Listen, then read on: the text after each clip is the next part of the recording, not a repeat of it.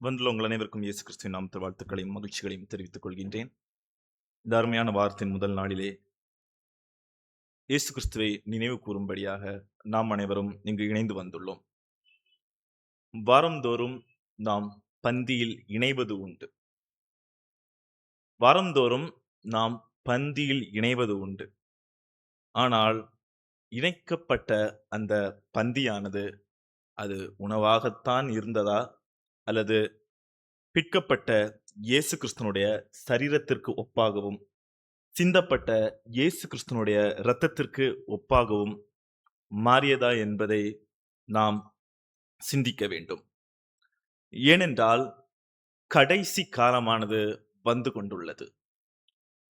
நாம் அன்றாட வாழ்வில் இன்னும் நாட்கள் இருக்கிறதே, இன்னும் காலங்கள் இருக்கிறதே, சற்று தள்ளி போடலாமே, சற்று புறக்கணிக்கலாமே, சற்று பந்தியின் மகத்துவத்தை அறியாது இருக்கலாமே என்று எண்ணிக்கொண்டிருக்கிறோமானால் காலம் குறைவாக உள்ளது. எனவே அதை நாம் பயன்படுத்திக் கொள்ள வேண்டும். ஏனென்றால் காலம் என்பது செலவழிக்கப்பட்டால் மீண்டும் அதை நாம் திரும்ப பெற்றுக்கொள்ள முடியாத அளவிலான ஒரு செல்வமாக இருக்கிறது. எனவே அந்த செல்வத்தை நாம் சரியாக பயன்படுத்த வேண்டும். நாம் செய்த தவறுகளும் நம்முடைய மீறுதல்களும் நம்மிடத்தில் முழுமையாக இருக்கிறது என்றால் எடுக்கவிருக்கும் பந்தியானது அது ஒரு அலட்சியமான பாதையில் நம்மை கொண்டு செல்கிறது. எனவே பந்தியில் இணைவதற்கு முன்பதாக நாம் நம்மை சற்று தூய்மைப்படுத்திக் கொள்ள வேண்டும்.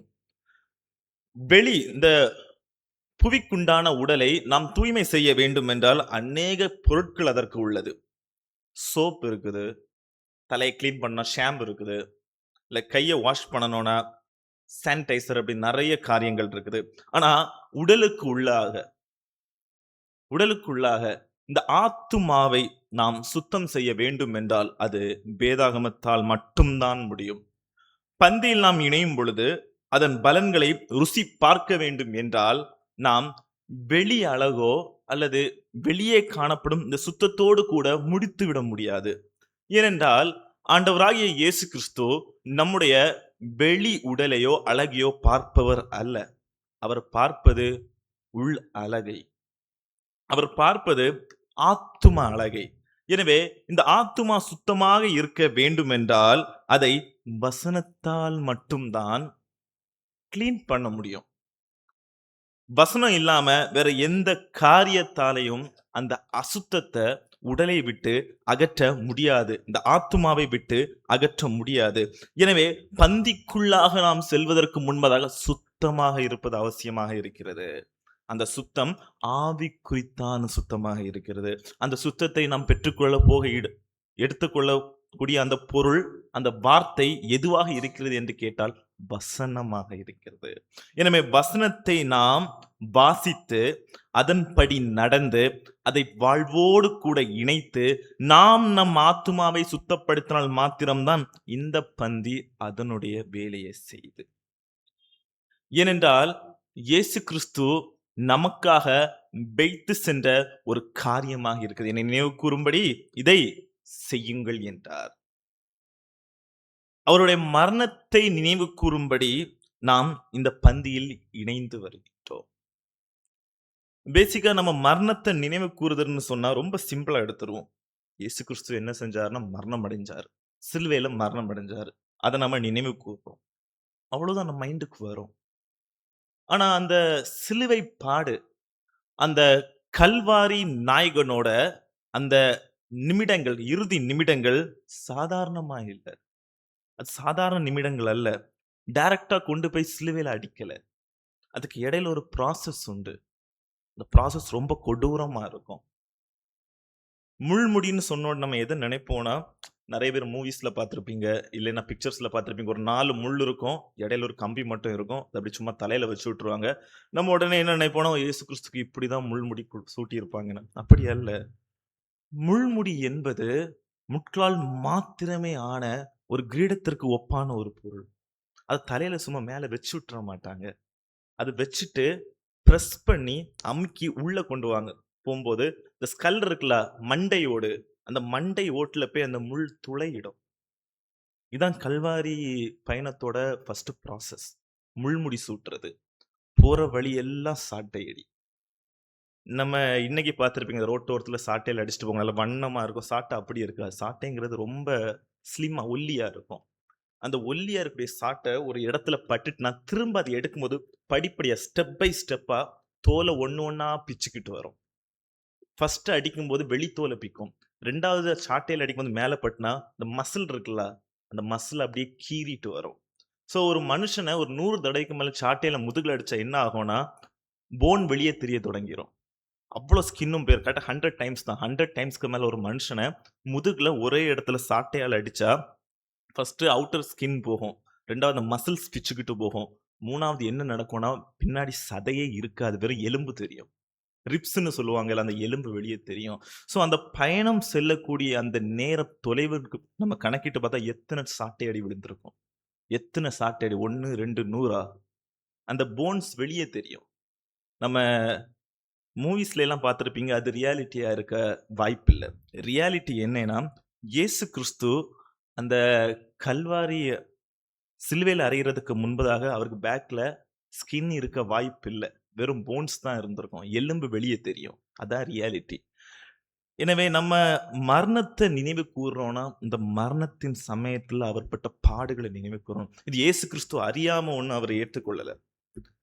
அவருக்கு தெரியும் சிலுவையில அறைய போறாங்க. இங்க சிலுவையில அறையக்கூடிய நிகழ்வுங்கிறது புதுசு கிடையாது. அடிக்கடி யாரையாவது சிலுவை அறைஞ்சுட்டு தான் இருப்பாங்க. அந்த பயணத்த அவர் பார்த்திருப்பாரு. அவருக்கு தெரியும் எவ்வளோ பெயின் இருக்கு, எவ்வளோ கொடூரம் இருக்குன்னு. அவரு உடனே இது இவ்வளோ கஷ்டமா இருக்குன்னு விட்டுட்டு போல. ஏற்றுக்கொண்டார்.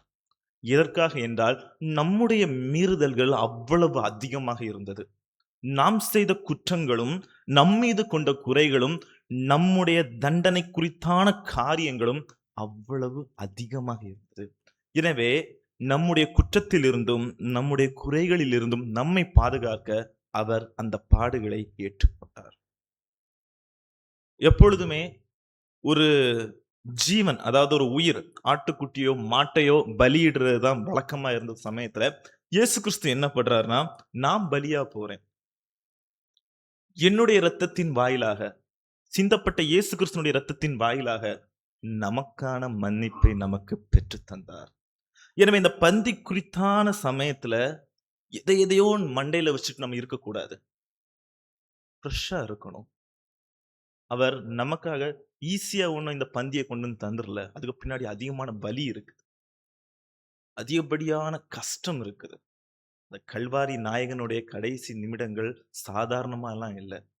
உயிர் பிரியும் வரை பாடுதான். தொடக்கத்துல இருந்து எண்டு வரைக்கும் கஷ்டம் தான். வலி, தாங்க முடியாத அளவிற்கான வலி. இயேசு கிறிஸ்து அழுறாருன்னு நம்ம வேதாகமத்துல சின்ன சின்ன இதுல தான் பார்த்திருப்போம். அந்த வசனம் ஃபுல்லா அவர் கஷ்டப்படுறாரு. அந்த நடைபாதை, அவரு சிலுவையில அறையிற இடம் போற வரைக்கும் கஷ்டப்படுறாரு. கீழ விழுறாரு. அவர காரி துப்புறாங்க. ஏற்கனவே வலி. சாட்டை அடி ஒரு பக்கம், முள்முடி இன்னொரு பக்கம், தூக்க முடியாத அளவிலான வலு கொண்ட சிலுவை மற்றொரு பக்கம். இந்த கஷ்டங்களுக்கு இடையில இன்னும் பெரிய கஷ்டம் என்னன்னா, அவரால தேற்றி, அவரால வார்த்தைகளின் வாயிலாக வளர்க்கப்பட்டு, வார்த்தைகள் கற்றுக் கொடுக்கப்பட்ட சீஷர்களை என்ன பண்றாங்கன்னா, புறக்கணிக்கிறாங்க. அந்த டைம் வரும்போது என்னெல்லாம் மாறுது பாருங்களேன். இயேசு கிறிஸ்துவ புகழ்ந்தவங்க, அவர மேல வச்சு கொண்டாடின மக்கள், அந்த டைம்ல காரி துப்புறாங்க. யாருமே துடைக்கிறதுக்கு முன் வரல. அந்த சிலுவை பாடு நடந்தே ஆக வேண்டும்ங்கிற காரியம் வரும்பொழுது, எல்லாம் தலைகீழா மாறுது. அவர் பார்த்த அந்த உலகம் அன்னைக்கு ஆப்போசிட்டா இருந்திருக்கும். சீஷர்கள் கைவிடுறாங்க. பயந்து ஒளிஞ்சு ஓடுறாங்க. ஆண்டவர், ஆண்டவர்ன்னு மேல வச்சு ஆடின அந்த மக்கள் எல்லாரும் என்ன பண்றாங்கன்னா, பேக் வாங்குறாங்க, பின்வாங்குறாங்க. அப்படி எல்லா காரியங்களும் ஒரு மனிதனுக்கு எதிராக நிகழ்கிறது. ஆனால் அந்த மனிதன், இயேசு கிறிஸ்துவானவர் மனிதனாகத்தான் வாழ்ந்து மனிதனாகத்தான் மறைந்தாரே தவிர, அவர் கடவுள் என்பதற்காக, அவர் ஆண்டவர் என்பதற்காக, பிதாவின் ஒரே பேரான குமாரன் என்பதற்காக தனக்குத்தானே ஒன்றும் செய்யவில்லை. அவர் ஒரு மனிதனாகத்தான் வாழ்ந்தார். அந்த டைம்ல எவ்வளவு தாங்க முடியுமோ அதுக்கு அதிகமான வலிய தாங்கினாரு. தாங்கிதான் நமக்காக இந்த புதிய ஏற்பாட்டு காலத்துக்குள்ளாக நம்மள உள்ள கொண்டு வந்திருக்கிறாரு. இன்னைக்கு ஈஸியா நம்ம பந்தி முன்னாடி எடுத்துற ஒரு சாமானியன் விலை கொடுக்காமல் பந்தியில் இணைந்து விட முடியும். ஆனால் அதற்காக அந்த பந்தி விலை மதிப்பு அற்றதல்ல. அது விலை மதிப்பானது.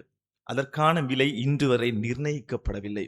அப்படிப்பட்ட ஒரு பந்திய நமக்கு, ஒரு சாமானியனான நமக்கு அவர் தந்திருக்கிறாரு. அதை நம்ம எப்படி பெற்றுக்கொண்டோம்? ஞானஸ்தானத்தின் வாயிலாக. ஞானஸ்தானம் எடுக்கும் பொழுது நாம் இயேசுவை ஏற்றுக்கொள்கின்றோம். புதிய மனிதனாக மாறுகின்றோம்.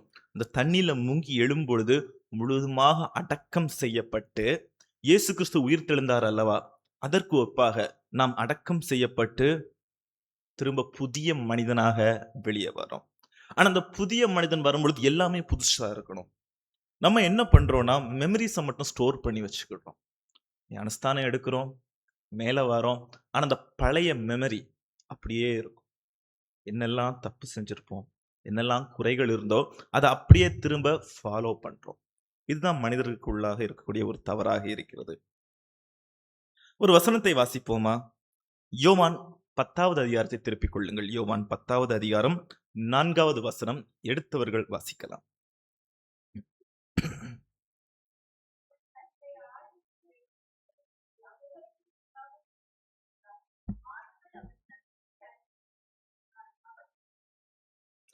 எனக்கு ரொம்ப நல்லா பிடிச்ச ஒரு வசனம் இது. அவன் தன்னுடைய ஆடுகளை வெளியே விட்ட பின்பு, தன்னுடைய ஆடுகள் வேற ஒருத்தருடைய ஆடுகள் அல்ல, தன்னுடைய சுய ஆடுகள். தன்னுடைய ஆடுகளை வெளியே விட்ட பின்பு அவைகளுக்கு முன்பாக நடந்து போகிறான். ஆடுகள் அவன் சத்தத்தை அறிந்திருக்கிறபடியினால் அவனுக்கு பின் செல்கிறது. இயேசு கிறிஸ்துவை நாங்க ஃபாலோ பண்றோம். இந்த மார்க்கத்தை நாங்கள் பின்பற்றுகிறோம். தேவனுடைய வார்த்தைகளை நாங்கள் பின்பற்றுகிறோம். அப்படி சொல்லும் பொழுது ஃபர்ஸ்ட் நம்ம பின்பற்றணும்னு நமக்கு தெரிஞ்சிருக்கணும். அந்த ஆடுகள் என்ன பண்ணுது பாருங்களேன். அவன் தன்னுடைய ஆடுகளை வெளியே விட்ட பின்பு அவைகளுக்கு முன்பதாக நடந்து போகிறான். ஆடுகள் அவன் சத்தத்தை அறிந்திருக்கிறபடியினால், இயேசு கிறிஸ்துவை ஃபாலோ பண்ணணும்னா அவருடைய சத்தம் என்ன நமக்கு தெரிஞ்சிருக்கிறோம். தெரிஞ்சாதான் ஃபாலோ பண்ண முடியும். இந்த மார்க்கத்தின் வழி, கிறிஸ்தவ மார்க்கத்தின் வழி போக வேண்டும் என்றால் இந்த மார்க்கத்துடைய சத்தம் என்னன்னு நமக்கு தெரிஞ்சிருக்கிறோம். வசனம் என்னன்னு தெரிஞ்சா மட்டும்தான் இந்த காரியங்கள் அனைத்தும் நம்மால் அறிந்திருக்க முடியும். எனவே இந்த பந்தி குறித்தான வேளையில் நான் சொல்லுகிறேன், இயேசு கிறிஸ்து நமக்காக அநேக பாடுகளை பட்டார். இந்த பந்தி தன்னுடைய வேலையை செய்ய வேண்டும் என்றால் நாம் அவரை பின்பற்றியவர்களாக இருக்க வேண்டும். முதலாவதாக நாம் அவரை பின்பற்ற வேண்டும் என்றால் அவருடைய சத்தம் என்னன்னு நம்ம அறிஞ்சிருக்கணும். அவருடைய சத்தம் என்னவாக இருக்கிறது என்று பார்த்தால் வசனங்களாக இருக்கிறது. ரொம்ப கஷ்டம் இல்ல. எல்லா காரியங்களும் வேதாந்தத்திற்குள்ளாக அடங்கி இருக்கிறது. இதுல கஷ்டம் என்ன தெரியுமா? இத கையில எடுத்து படிக்கிறது தான். ஏன்னா அதுதான் இன்னைக்கு ரொம்ப கஷ்டமா இருக்குது. அதான் நம்மளால பண்ண முடியல. இந்த வேதாகமத்தை கையில எடுத்து படிக்கிறது மட்டும்தான் ரொம்ப கஷ்டமா இருக்குது. அந்த ஒரு விஷயத்த செஞ்சு பாருங்களேன். தினமும் வேதாகமத்தை படிச்சு, அதுக்குன்னு படிக்கிறதோட நிறுத்திராதுங்க. படிச்ச அந்த வார்த்தைகள வாழ்க்கையோடு கூட இணைத்து அதன் வழி செல்லணும். அப்பதான் வேலை செய்யும். இல்லாம வேலை செய்யாது. படிக்கிறதோடு நிறுத்தாம, அதுல என்ன வார்த்தைகள் இருக்கு? அதோடைய அர்த்தங்கள் எவ்வாறு இருக்குது? எல்லா வார்த்தைகளும் என்ன சொல்லுதுன்னா, இந்த மார்க்கத் இந்த வாழ்க்கையை எப்படி கொண்டு போறதுன்னு மட்டும் தான் இருக்கும். எல்லாம் ஒரு எக்ஸ்பீரியன்ஸ் தான். இந்த வார்த்தைகள் எல்லாமே ஒரு எக்ஸ்பீரியன்ஸ். அதாவது உண்மையாக நடந்த காரியங்கள்.